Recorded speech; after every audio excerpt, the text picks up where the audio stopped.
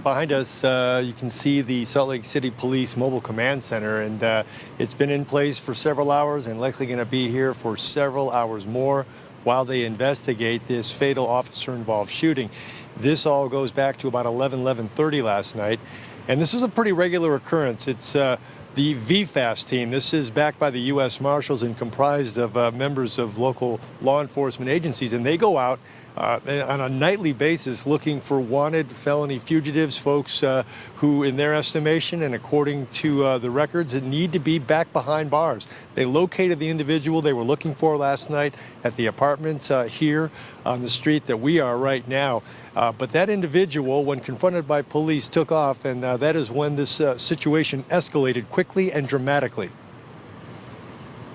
The subject fled, was subsequently chased by task force officers and U.S. Marshals. He subsequently appears brandished a weapon and was shot by task force officers. Fugitive we were chasing was deceased. No injuries to officers at this time. Yeah, that is the good news. None of the officers were injured, but it appears as though a canine officer was shot and ultimately passed away overnight.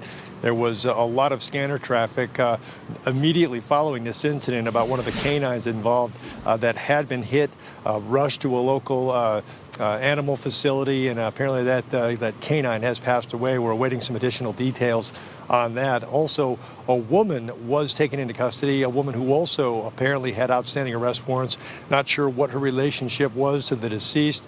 And again, we do not have a name on the individual who was shot and killed.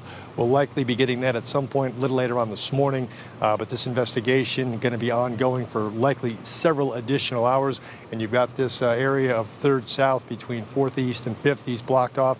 And it's going to remain that way for a while. So a very difficult situation here. One individual deceased, but the good news, again, is that none of the officers involved were injured.